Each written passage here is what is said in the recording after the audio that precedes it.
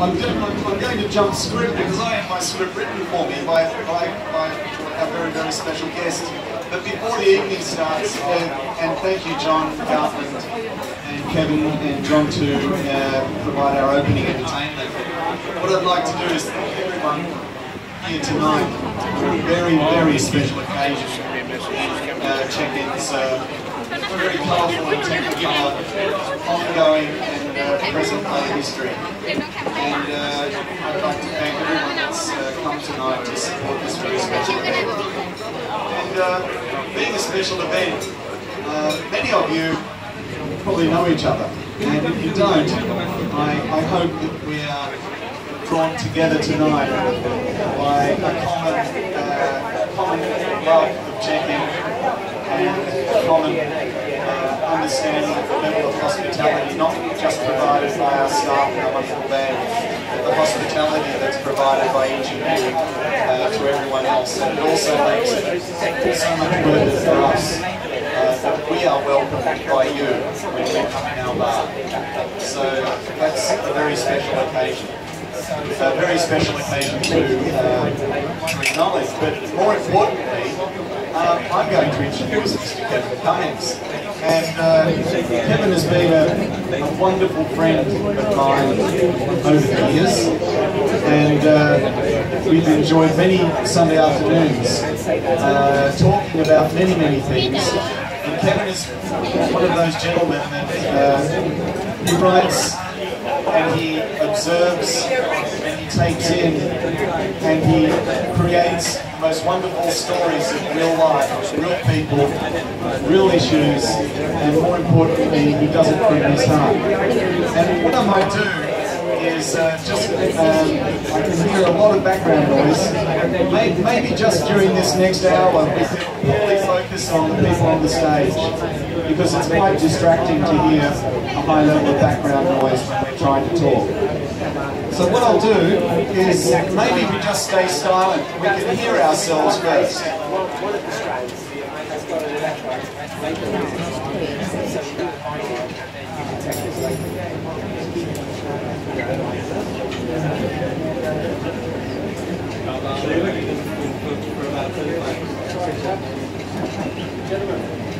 The sound's not very good in the back level or upstairs, so I will wait a minute or so. And it's only an hour or so, folks, but it is quite important for the people that are reading, and also the people that are too polite to ask those next to them to stay quiet. Thank you.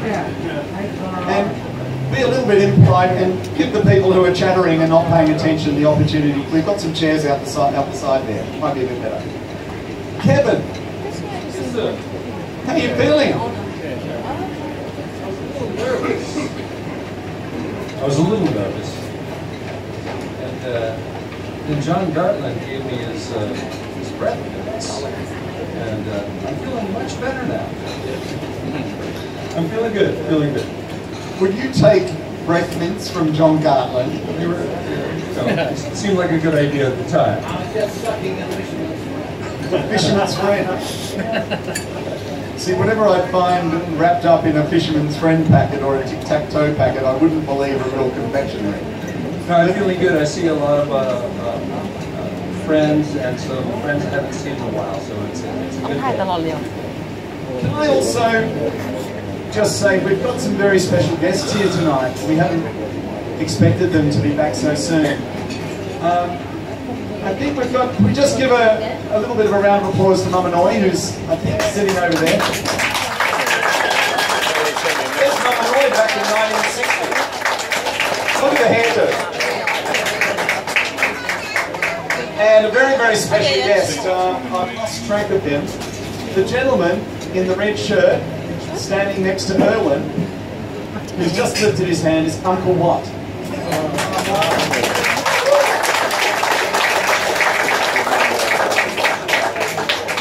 It makes my hair prickle that both Uncle Watt and Mama Noi are here tonight. Both of them have had roller coaster year with regard to health, and it's just a huge, huge thing for us to have them here. but more importantly, we're all celebrating a book opening tonight, a book launch. Where's the bottle of champagne? Do we smash the champagne, or is that a boat launch? Newman's got that. Oh, okay. Well,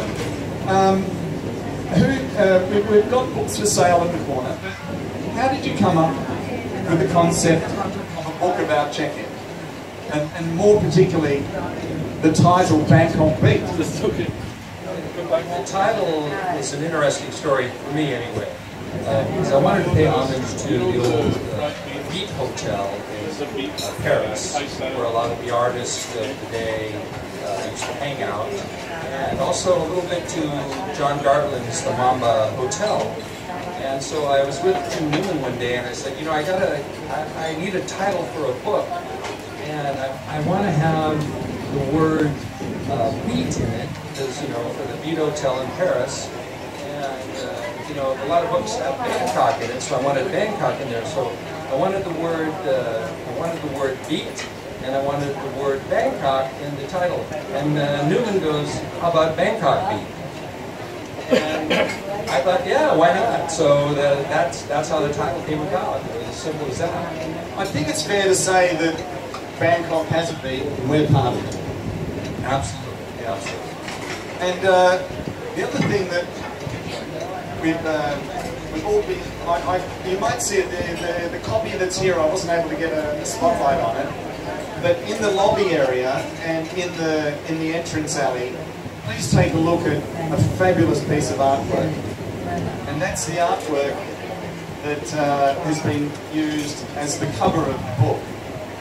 And you can spend 20 minutes to half an hour looking at that, because it's absolutely fascinating. And Kevin, could you tell us about the artwork? The artwork is done by a terrific novelist and cartoonist by the name of Colin Cotterill. He lives in the south of Thailand.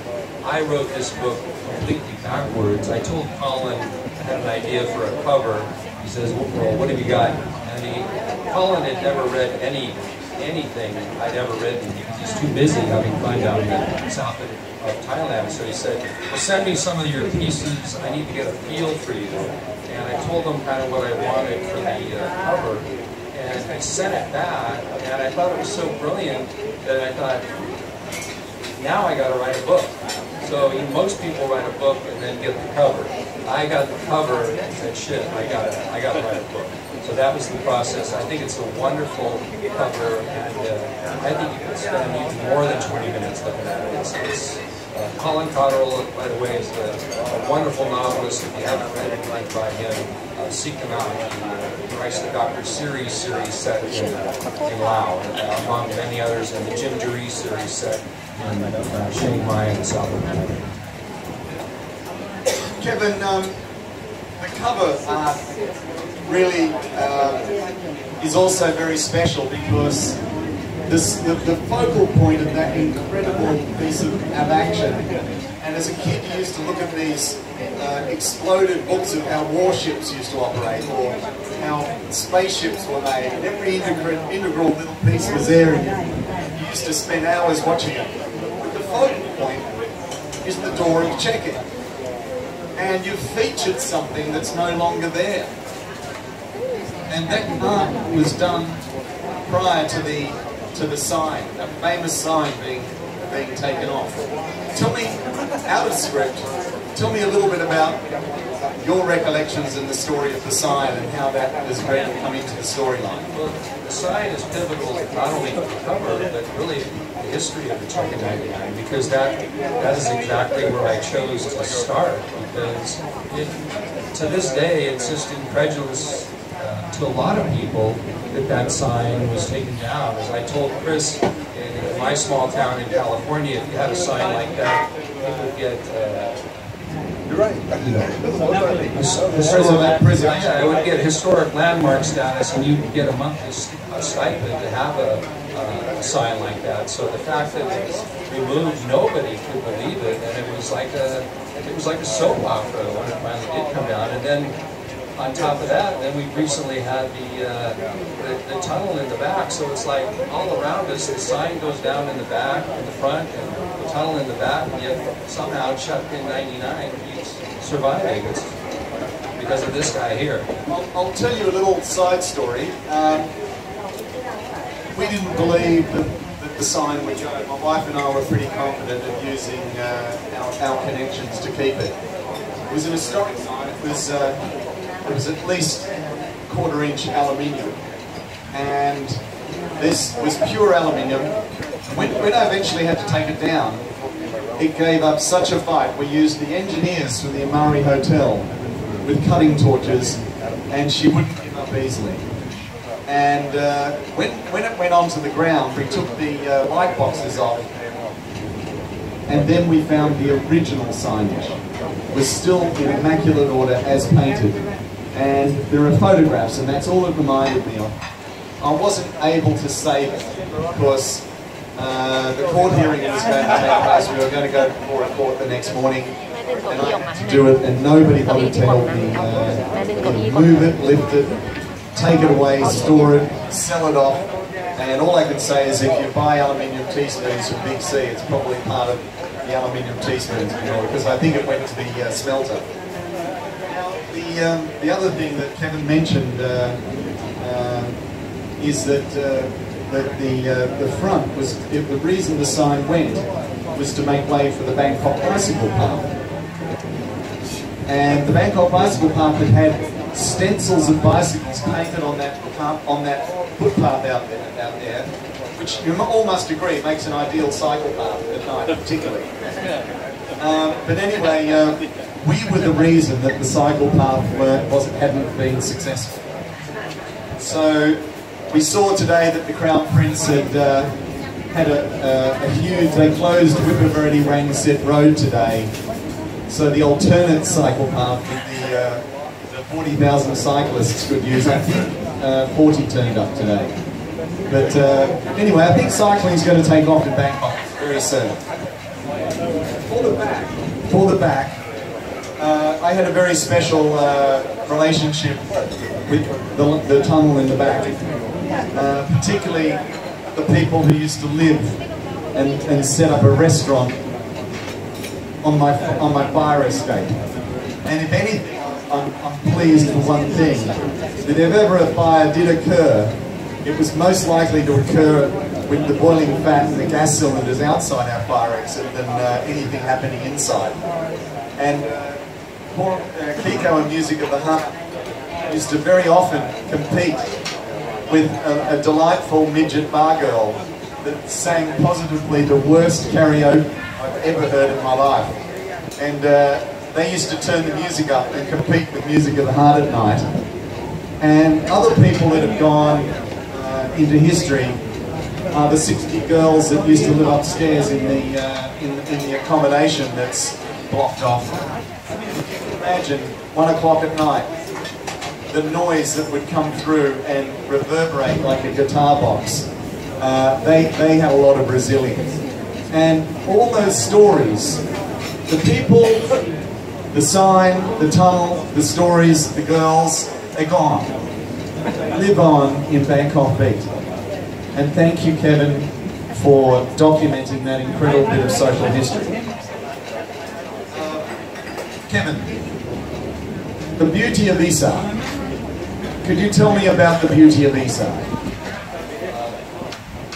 Real quick, before I get to that, though, I just want to say the introduction by James A. Newman, which talks about that time, that I spotted that on Facebook. It was just so brilliant. The book just gets off to a fantastic start because of the introduction by James Newman. So, and you know, when you read Jim describe the tunnel that he's now gone, those are just priceless words. So, and it was on. If I have any skill at all, it's like Einstein said.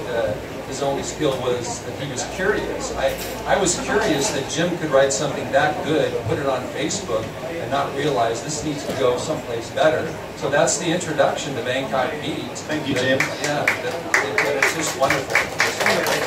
But as for the beauty of Isan, you know, Bangkok Beat, the beauty of it, it's... There she is there. Where is she? up on the projector. Okay. Oh, great. It's very much a collaborative effort. I wanted Tom Locke on board. He had the idea for Beauty of Each Sign. I don't know if Tom wants this out, but there's a possibility down the road that that story, there are no wasted words in the Beauty of Each Sign. It's less than 1,500 words. We're going to get a reading of that tonight. It's going to be about 886 words. But I've gotten feedback already. People think that needs to be a novel. One person says that could be a screenplay. So I'm just very thankful for the talent I have in the form of Tom Locke and Jim Newman and John Gardner, of course, because it makes Bangkok Beat what it is. And for those that haven't seen it, these have come from the personal album of Mum Noi. And I'll keep it rolling for one more circular. But you'll also see in there two pictures earlier on, and I'll stop it later. But where we're sitting on the 31st, 31 of March 2011, the staff had been told at check-in that it was closing. And the previous shareholders had spent 2 weeks telling every customer that check-in was closing. I would call that capital destruction if I was running a business, but basically they were trying to close something that they felt was unsustainable. And on the last day, every single one of our staff turned up to work with no prospect of having a job the next day. And there was no one that was going to be stupid enough to take over a bar that was losing an incredible amount of money and become quite a grotty place that only really regulars put up with. The music of the heart were very, very accommodating with the rats that used to run across the stage while they were performing.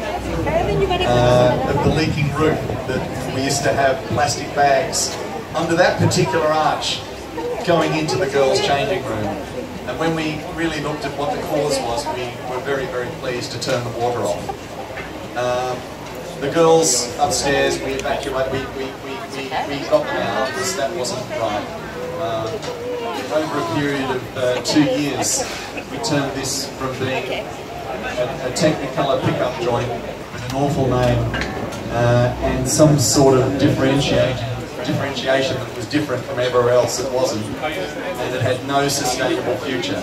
It took about 2 years to destigmatise the bar and reinvent it. And as I'm saying, the people around us, the authors, the customers, the loyal people that have stuck with me, you have made check-in incredibly, you've given it sustainable. And Music of the Heart and our wonderful staff and our cooks have kept it up to you. But what I'm going to do is talk about, I see a lot of books on the tables, and you'll see a lot of photography in those. It makes very easy reading when there's pictures, if that's the right way of saying it.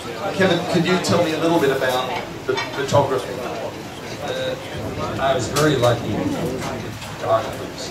Eric Nelson, Alistair McLeod, and Jonathan Van Schmidt did the shots of Chrome and Christopher Minko in Cambodia.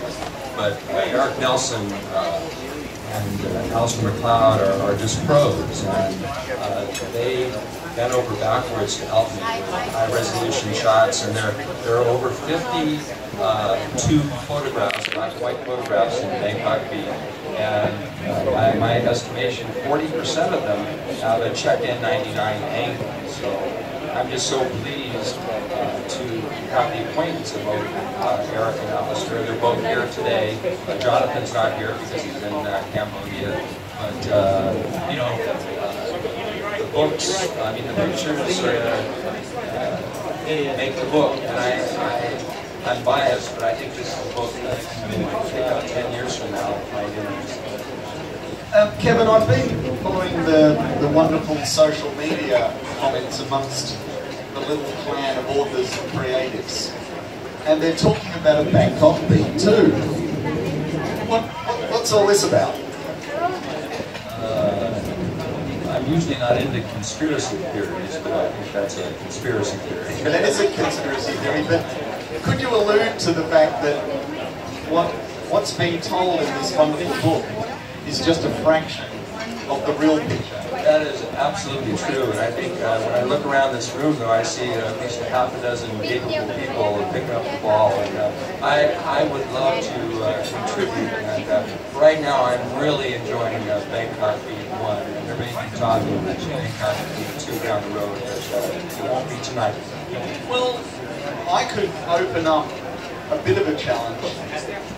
The collective of creatives, I call them. They're a wonderful group. They're a very strange bunch. They don't necessarily all get on with each other, but collectively they're the most marvellous group of people. And I also must acknowledge up on the press gallery. We've now dispensed with calling it the restaurant. It's the press gallery, and thank you very much, the media and press, for coming tonight. And please, if you do have a chance, mosey up, say hello, and work out where to read the stories of tomorrow. Because the stories of tomorrow about check-in are the ones that the histories that collectively you will carry forward. And all I can say is there's one particular author in my left field. We have a paranormal chapter in the waiting. And all I can say is a chapter, or all I can say, I've been laughed at. I need someone to take me seriously. Will you take me seriously, Jim? Okay, thank you. Well, I got one. I got 20,000 words out of the next book I've read. Okay. On the last point, thank you. We're going to move on. You've all been very patient.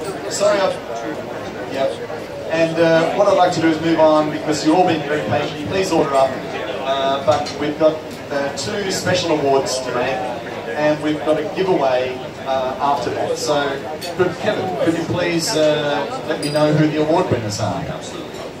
One of the nice things about Bangkok Beat came about from my blog, Time at Equipment, and I got a chance to meet some really interesting people. And a lot of them are in this check-in 99 tonight.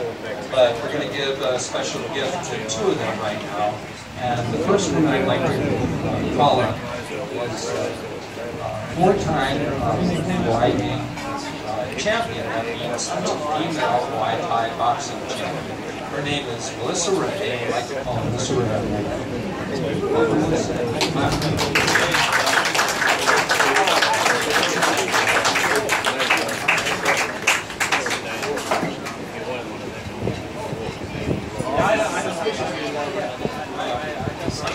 Melissa is the all-time hits leader for a single day and for the entirety of my blog Bangkok Beat. That means for one day, more people visited the store, which is a sense of where you are. And she's also appears in 2 chapters of Bangkok Beat. And I thought it was a pivotal move. Prior to interviewing Melissa, I basically was hanging out with my friends, and they're interesting people too, but I interviewed Eric Nelson, I interviewed John and Jim, and then there was a comment by Melissa on an interview I did with Eric that prompted me to arrange an interview. So my way of thinking, Melissa was very much a key to Bangkok Beat because it really took off. So I just want to thank you, Melissa. And I want to give you this. I hope that you find this and it's all your other trophies. Thank you so much.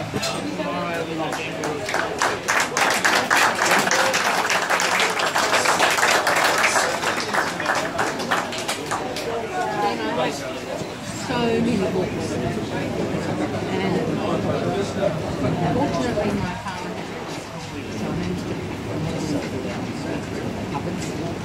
but I've been going through it figure out which one to want to read. Again, back to the many interesting people. This next person is his profile translate. Book as an interview and as a book. He also is just helps you broadly help. His name is Jim Out. Jim, he's up here.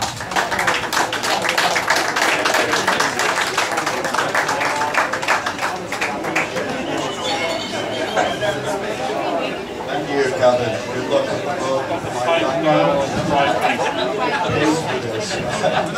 Let's keep it minimal.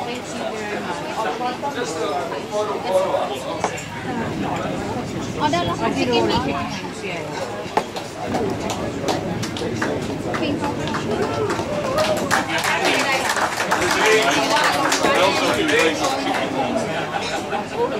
Oh, you've got them. Can we get that? There's someone you're going to read about her in the book, but she's not here tonight, and she would probably have one of the greatest influences over what we have now, because certainly without my wife, Check-In would have died off the vine probably 2 months into the takeover. And the fact that when Hook and I went over at 3 o'clock in the afternoon, after the monks had said the Check-In wasn't going to close, she came with me, and we met a Thai lawyer who presented us with a Thai lease that she could not understand, and a landlord that asked us to put 18 months worth of pre-written cash checks on the table for a bar that had no commercial worth. And the support and the absolute faith that she had in what we could do without understanding how. All I can say is that was quite remarkable. But in the book you'll see that there's so many things that she's done to make this place viable. And there's a fascinating story which I can say is only mentioned part of it.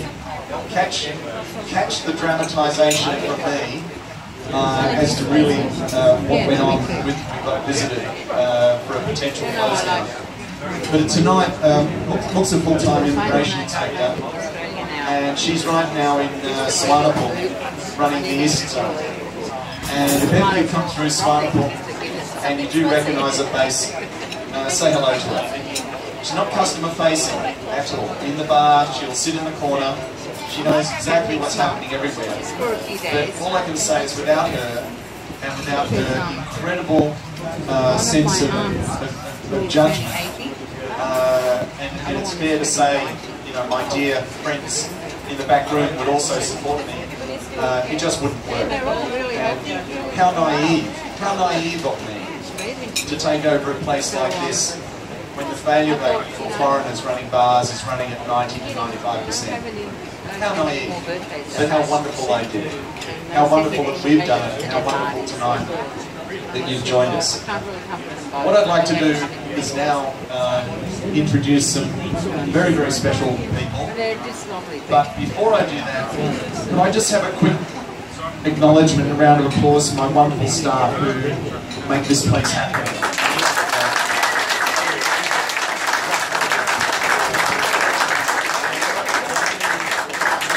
And now we're going to ask to come on stage.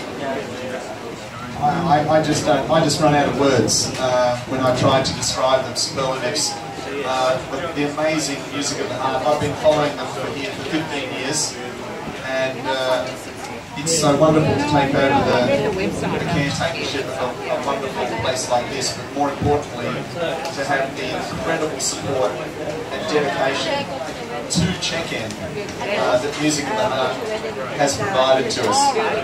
Kiko and I can only be described as brothers in arms in running Check-In, and please, before we introduce Moth, this guy is my co-conscience, and one of the reasons that keeps me on track, Kiko.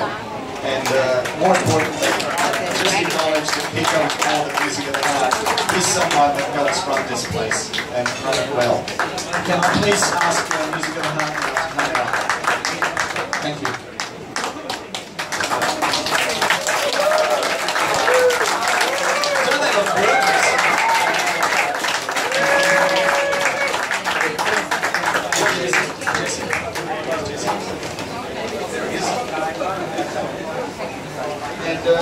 just while Kevin's unwrapping the personalised books, it's for Cherry. Yeah.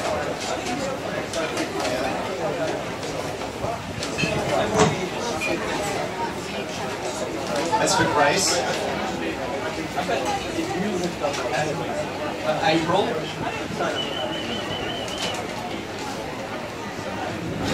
For Donna. Pico's already got his copy. And for Jesse. And just by way of introduction,